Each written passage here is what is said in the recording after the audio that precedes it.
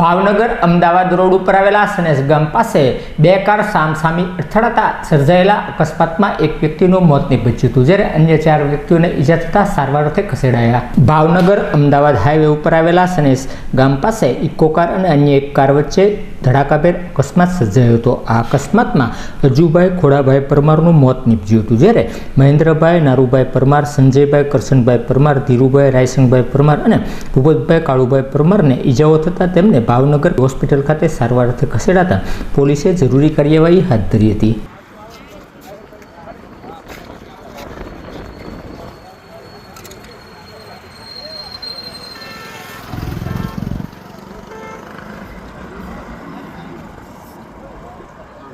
એમને હાથ હલાવતો રાખજો.